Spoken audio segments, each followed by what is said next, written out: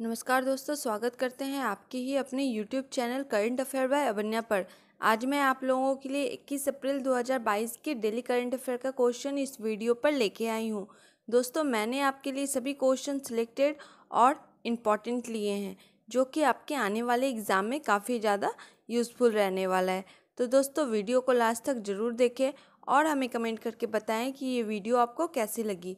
तो चलिए इसी के साथ शुरू करते हैं आज के हमारे फर्स्ट क्वेश्चन से। दोस्तों, आज का मेरा फर्स्ट क्वेश्चन है, हाल ही में भारत के पहले पोर्टेबल सोलर रूफटॉप सिस्टम का उद्घाटन कहाँ किया गया है। ठीक है, तो हमारा राइट आंसर होगा गांधीनगर। ठीक है, ये बात आपको ध्यान में रखनी है कि गांधीनगर में भारत के पहले पोर्टेबल सोलर रूफटॉप सिस्टम का उद्घाटन किया गया है। ठीक है, ये आपको ध्यान में रखनी है। आइए जान लेते हैं इसका एक्स्ट्रा पॉइंट। दोस्तों, एक्स्ट्रा पॉइंट के तौर पे बता दूं कि भारत में पहली पोर्टेबल सोलर रूफटॉप सिस्टम का उद्घाटन गुजरात के गांधीनगर में स्वामी नारायण अक्षरधाम मंदिर परिसर में किया गया है। ठीक है दोस्तों, 10 फोटोवोल्टिक पीवी पोर्ट सिस्टम का निर्माण नई दिल्ली स्थित सॉवर्टेक पावर सिस्टम्स लिमिटेड द्वारा किया गया है। ठीक है, और जर्मन विकास agency Deutsche Gesellschaft für Internationale Zusammenarbeit ठीक है, Gesellschaft für Internationale Zusammenarbeit GIZ द्वारा डिज़ाइन किया गया है। पूरे भारत में अक्षय ऊर्जा शहरों को विकसित करने के लिए केंद्रीय नवीन और नवीनीय ऊर्जा मंत्रालय की पहल के तहत सिस्टम स्थापित किए गए हैं। ठीक है, ये आपको ध्यान में रखनी है, काफ़ी ज़्यादा इम्पॉर्टेंट क्वेश्चन है। आइए चलते हैं नेक्स्ट क्वेश्चन की ओर। दोस्तों, आज का मेरा अगला क्वेश्चन है, विश्व बैंक की रिपोर्ट के अनुसार भारत में अत्यधिक गरीबी में कितने प्रतिशत की गिरावट हुई है। तो हमारा राइट आंसर होगा 12.3%। ठीक है, 12.3% की गिरावट हुई है विश्व बैंक की रिपोर्ट के अनुसार भारत में अत्यधिक गरीबी में। ठीक है, ये बात आपको ध्यान में रखनी है। आइए जान लेते हैं इसका एक्स्ट्रा पॉइंट। दोस्तों, विश्व बैंक नीति अनुसंधान कार्यपत्र के अनुसार भारत में अत्यधिक गरीबी दर 2011 में 22.5% से गिरकर 2019 में 10.2% हो गई। यह देश में 2011 से 2019 के बीच अत्यधिक गरीबी की संख्या में 12.3% की गिरावट का प्रतिनिधित्व करता है। ठीक है, ये आपको ध्यान में रखनी है। दोस्तों, ग्रामीण क्षेत्रों में गिरावट शहरी क्षेत्रों की तुलना में बहुत अधिक थी। ठीक है दोस्तों, जहां बात विश्व बैंक की हुई है, आइए इसके बारे में भी जान लेते हैं। दोस्तों, विश्व बैंक की स्थापना जुलाई 1944 में ब्रिटेन वुड्स, न्यू हैम्पशायर, संयुक्त राष्ट्र अमेरिका में हुई है। ठीक है, और विश्व बैंक का मुख्यालय है वाशिंगटन DC US। ठीक है, विश्व बैंक के अध्यक्ष है डेविड रॉबर्ट मालपास। ठीक है, विश्व बैंक के सदस्य देश है 189 भारत सहित। ठीक है, ये भी आपको ध्यान में रखनी है, काफ़ी ज़्यादा इंपॉर्टेंट क्वेश्चन है। चलते हैं नेक्स्ट क्वेश्चन की ओर। दोस्तों, आज का मेरा अगला क्वेश्चन है, हाल ही में अमेरिकी उपराष्ट्रपति का कार्यकारी सचिव किन्हें नियुक्त किया गया। ठीक है, हाल ही में अमेरिकी उपराष्ट्रपति का कार्यकारी सचिव किन्हें नियुक्त किया गया। तो हमारा राइट आंसर होगा शांति सेठी। शांति सेठी को अमेरिकी उपराष्ट्रपति का कार्यकारी सचिव नियुक्त किया गया है। ठीक है, आइए जान लेते हैं इसका एक्स्ट्रा पॉइंट। दोस्तों, एक्स्ट्रा पॉइंट के तौर पे मैं आपको बता दूं कि अमेरिका की भारतीय मूल की पूर्व नौसेना अधिकारी शांति सेठी को उपराष्ट्रपति कमला हैरिस का कार्यकारी सचिव और रक्षा सलाहकार नियुक्त किया गया है। ठीक है, शांति सेठी एक प्रमुख अमेरिकी नौसेना लड़ाकू पोत की पहली भारतीय अमेरिकी कमांडर रह चुकी हैं। ठीक है, ये भी आपको ध्यान में रखना है, काफ़ी ज़्यादा इंपॉर्टेंट क्वेश्चन है। आने वाले एग्जाम में आपसे ये क्वेश्चन पूछे जा सकते हैं, तो आप लोग इसे प्लीज़ ध्यान में रखें। आइए चलते हैं नेक्स्ट क्वेश्चन की ओर। दोस्तों, आज का मेरा अगला क्वेश्चन है, हाल ही में जम्मू कश्मीर का पहला सौर ऊर्जा प्लांट कहाँ स्थापित किया जाएगा। ठीक है, हाल ही में जम्मू कश्मीर का पहला सौर ऊर्जा प्लांट कहाँ स्थापित किया जाएगा। तो हमारा राइट आंसर होगा पामपोर में स्थापित किया जाएगा जम्मू कश्मीर का पहला सौर ऊर्जा प्लांट। ठीक है, ये आपको ध्यान में रखनी है। आइए जान लेते हैं इसका एक्स्ट्रा पॉइंट। दोस्तों, जम्मू कश्मीर का पहला सौर ऊर्जा प्लांट पुलवामा जिले के पामपोर में स्थापित किया जा रहा है। ठीक है, 10 मेगावाट बिजली उत्पादन क्षमता वाले इस प्लांट के निर्माण का काम अगले माह शुरू हो जाएगी। ठीक है, ये भी आपको ध्यान में रखना है। चलते हैं नेक्स्ट क्वेश्चन की ओर। दोस्तों आज का मेरा अगला क्वेश्चन है, स्पेस टेक फ्रेमवर्क लॉन्च करने वाला पहला राज्य कौन सा बना है। ठीक है, स्पेस टेक फ्रेमवर्क लॉन्च करने वाला पहला राज्य कौन सा बना है, तो हमारा राइट आंसर होगा तेलंगाना। ठीक है, Telangana space tech framework launch करने वाला पहला राज्य बन गया है। ठीक है, आइए जान लेते हैं इसका एक्स्ट्रा पॉइंट।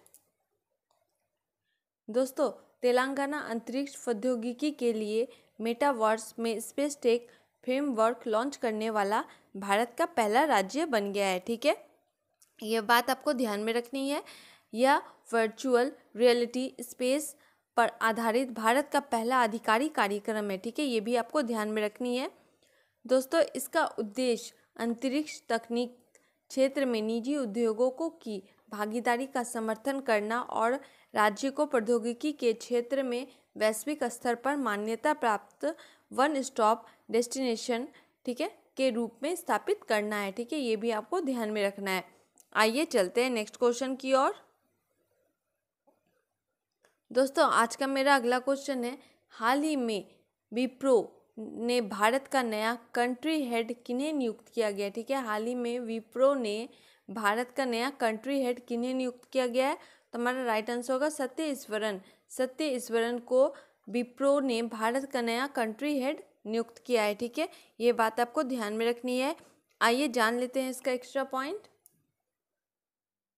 दोस्तों एक्स्ट्रा पॉइंट के तौर पर बता दूं कि दिग्गज भारतीय आईटी कंपनी विप्रो ने सोमवार को सत्य ईश्वरन को भारत में अपना नया कंट्री हेड नियुक्त करने का ऐलान किया। ठीक है, सत्य ईश्वरन पर रणनीतिक परामर्श, आधुनिकीकरण और नए बदलाव के जरिए सभी अहम सेक्टर में विप्रो के भारतीय बिजनेस को मजबूत करने की जिम्मेदारी होगी। ठीक है, ये भी आपको ध्यान में रखना है, काफ़ी ज़्यादा इंपॉर्टेंट क्वेश्चन है। आइए चलते हैं नेक्स्ट क्वेश्चन की ओर। दोस्तों आज का मेरा अगला क्वेश्चन है, हाल ही में दिल्ली देहरादून कॉरिडोर परियोजना के लिए विशेषज्ञ समिति का पुनर्गठन किसने किया है। ठीक है दोस्तों, क्वेश्चन को जब तक आप ध्यान से समझिएगा नहीं तो आपको इसका आंसर रिवीजन नहीं होगा, आपको इसका आंसर ध्यान में नहीं रहेगा। तो सबसे पहले आपको क्वेश्चन को ध्यान से समझना पड़ेगा, तभी आपको इसका आंसर ध्यान में रह सकता है। ठीक है, तो क्वेश्चन को अच्छे से समझिए कि हाल ही में दिल्ली देहरादून कॉरिडोर परियोजना के लिए विशेषज्ञ समिति का पुनर्गठन किसने किया, तो हमारा राइट आंसर होगा सुप्रीम कोर्ट। ठीक है, सुप्रीम कोर्ट ने दिल्ली देहरादून कॉरिडोर परियोजना के लिए विशेषज्ञ समिति का पुनर्गठन किया है। ठीक है, ये बात आपको ध्यान में रखनी है। आइए जान लेते हैं इसका एक्स्ट्रा पॉइंट।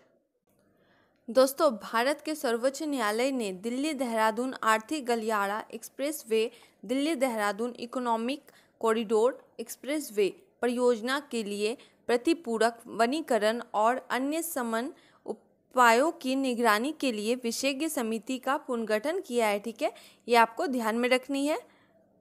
दोस्तों उत्तराखंड के मुख्य सचिव सुखबीर सिंह सिंधु की अध्यक्षता में राष्ट्रीय हरित अधिकरण NGT द्वारा स्वतंत्र 12 सदस्यीय, ठीक है, विशेषज्ञ समिति का गठन किया गया था। ठीक है, चंद्र प्रकाश गोयल को वर्तमान में वन महानिदेशक और भारत सरकार पर्यावरण, वन और जलवायु परिवर्तन मंत्रालय के विशेषज्ञ सचिव के रूप में नियुक्त किया गया है। ठीक है, ये आपको ध्यान में रखना है। ठीक है, चलते हैं आगे की ओर। दोस्तों एक बात और बता दूं कि नए अध्यक्ष के अलावा सुप्रीम कोर्ट ने अनिल प्रकाश जोशी, ठीक है, हिमालय पर्यावरण अध्ययन और संरक्षण संगठन के संस्थापक और विजय धसमाना पर्यावरणविद को भी समिति में अतिरिक्त सदस्य के रूप में शामिल किया है। ठीक है, ये भी आपको ध्यान में रखना है, काफ़ी ज़्यादा इंपॉर्टेंट क्वेश्चन है। आइए चलते हैं नेक्स्ट क्वेश्चन की ओर।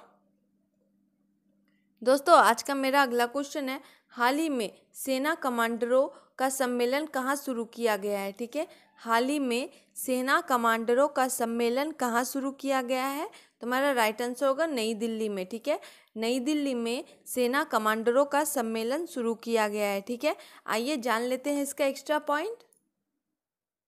दोस्तों नई दिल्ली में सेना कमांडरों का सम्मेलन एक शीर्ष स्तरीय द्विवार्षिक कार्यक्रम शुरू हो गया है। ठीक है, सम्मेलन उच्च स्तरीय चर्चाओं के लिए एक संस्थागत मंच के रूप में कार्य करता है जो भारतीय सेना के लिए प्रमुख नीतिगत निर्णय लेता है। ठीक है दोस्तों, रक्षा मंत्री राजनाथ सिंह वरिष्ठ कमांडरों के साथ बैठक करने और सम्मेलन में भाषण देने के लिए भी तैयार है। ठीक है, ये भी आपको ध्यान में रखना है। भाषण रक्षा मंत्री राजनाथ सिंह देंगे। ठीक है दोस्तों, केंद्रीय रक्षा मंत्री है राजनाथ सिंह और भारतीय सेना के प्रमुख है लेफ्टिनेंट जनरल मनोज पांडे। ठीक है, ये भी आपको ध्यान में रखना है। अभी वर्तमान में है भारतीय सेना के प्रमुख। ठीक है, ये आपको ध्यान में रखना है। आइए चलते हैं नेक्स्ट क्वेश्चन की ओर। दोस्तों, आज का मेरा अगला क्वेश्चन है, हाल ही में India pulse and grains association ने किन्हें अपना अध्यक्ष नियुक्त किया है। ठीक है, हाल ही में India pulse and grains association ने किन्हें अपना अध्यक्ष नियुक्त किया है। तो हमारा राइट आंसर होगा बिमल कोठारी। बिमल कोठारी जो को India pulse and grains association के अध्यक्ष नियुक्त किया है। ठीक है, ये आपको ध्यान में रखना है। आइए जान लेते हैं इसका एक्स्ट्रा पॉइंट। दोस्तों, भारत के दलहन व्यापार और उद्योग के लिए शीर्ष निकाय India pulse and grains association IPGA ने तत्काल प्रभाव से बिमल कोठारी को नया अध्यक्ष नियुक्त किया है। ठीक है, कोठारी ने जीतू वेरा का स्थान लिया है। ठीक है, जो 2018 के IPGA के अध्यक्ष थे। ठीक है, एसोसिएशन के प्रमुख संस्थापक सदस्यों में से एक कोठारी 2011 से IPGA के अध्यक्ष हैं। जब यह गठित हुआ था, प्रवीण डोंगरे और जीतू वेरा के बाद एसोसिएशन के तीसरे अध्यक्ष के रूप में बिमल कोठारी ने पदभार संभाला है। ठीक है, ये तीसरे नंबर के अध्यक्ष हैं, ये आपको ध्यान में रखना है। चलते हैं नेक्स्ट क्वेश्चन की ओर।